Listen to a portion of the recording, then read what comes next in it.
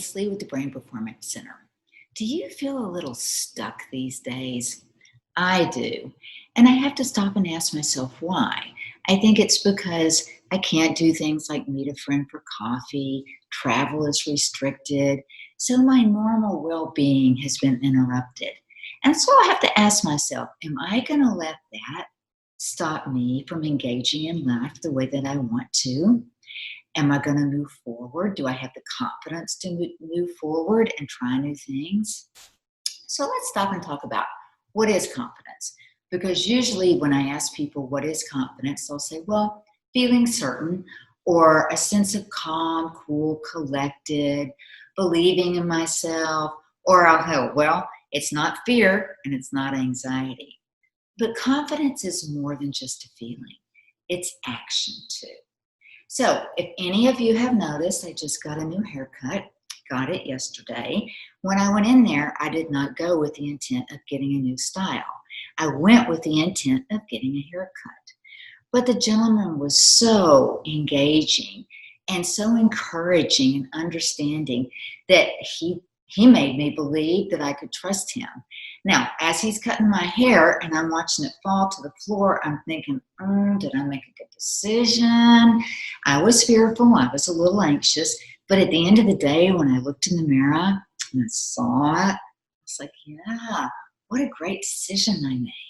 So from that, I learned action comes first with confidence. You have to act on it and then feel it. So why do so many of us lack confidence?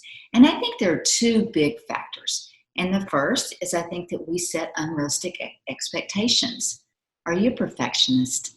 When you start setting a goal, do you set that bar so high that as soon as that bar is set, you're thinking about all the mistakes that you can make in trying to achieve it? And then when you do, you get this tight feeling in your tummy, and you start to feel this fear, and fear holds you back. When you feel fearful, you don't do anything, and that's not productive.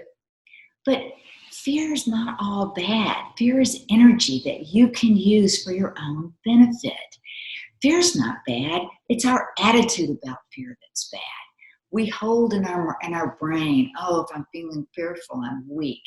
We've got to change our attitude and learn how to use fear on our own behalf. So there's things that you can do.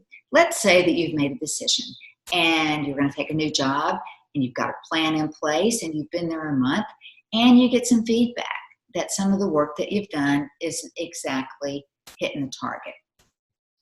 Okay, what do you focus on? Do you focus on the negative feedback or do you look for the bright side?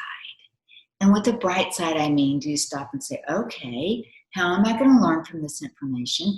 How can I use this information to help me move forward? I'm new here. I'm probably going to have the opportunity to make another mistake. So what's the silver lining in the cloud?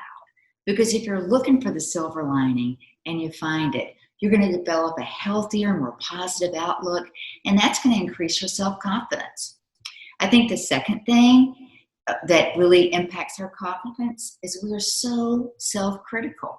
Do you ever hear that little voice in your head say, you're going to screw that up? You're going to really screw that up. I've heard it. And I think we have those little ants, those automatic negative thoughts. They are so fast and furious. They come through. We don't even know they were there. All we know is that we're feeling a little irritable or a little down or we're mad. We don't know why. Thoughts, where do those thoughts come from? Thoughts are words and images, both on a conscious and subconscious level. But we don't always know where they come from. If I said to you, Humpty Dumpty sat on you would say wall. Blondes have more fun. But where did that come from? Your mom probably didn't teach you blondes have more fun. So what we have to remember is thoughts are not facts. At the Brain Performance Center, we focus on CBT, cognitive behavioral therapy. Negative thoughts create negative behavior, creates negative feelings. And we all have it. I mean, some of us are all or nothing thinkers. But I think when our self-confidence is low, a lot of times we start to make unfavorable comparisons. And it's so easy to do. Get on your Facebook, get on your Instagram, get on your social media. And I'm going to ask you, Don't do that. Instead of doing that, challenge yourself. Ask yourself, why do I need to compare? I encourage you to appreciate the strengths and the weaknesses that we all have. And that will help you stay more positive. So we've got that going on. Then we've got the human brain. And the human brain is not naturally positive. You got the left side, and that's logic, and that's where we make sense of things. And that is biased for the positive. But then you got the right side, and the right side is emotion and love. And the right side is biased for the negative. Did you know 2/3 of the cells on the right side of the brain are scanning for danger all the time? So when you get all emotional, the amygdala kicks in and starts making those decisions for you.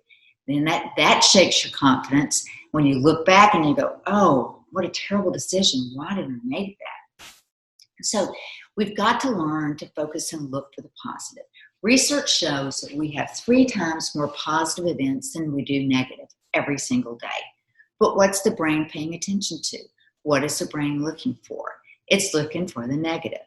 So I have a little exercise I want you to try that I think will help you with that. And it's called the 3 good things. And I want you to do it every day for a week.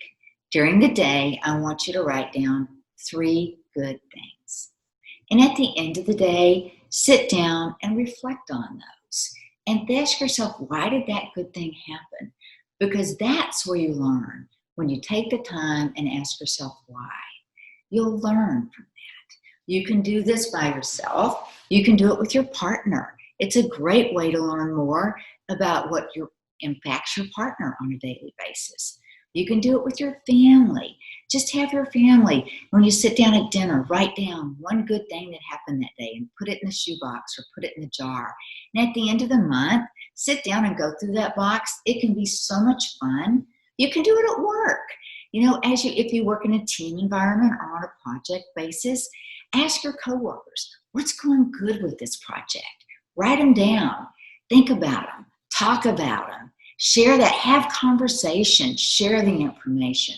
All of those things will help set that brain up to be looking for the positive and not the negative. And confidence, it's a fine line. We can be underconfident or we can be overconfident. And that's not a good thing. I had a client come in the other day and tell me, I had a big meeting. I didn't think I needed to practice my presentation, so I didn't. And that didn't go so well. So underconfident, overconfident, either way, it puts you in a less healthy position. If I can help you in any way improve your confidence, please let me know. We've got a 4-week program, how to build resilience, how to pick yourself up every time you fall down.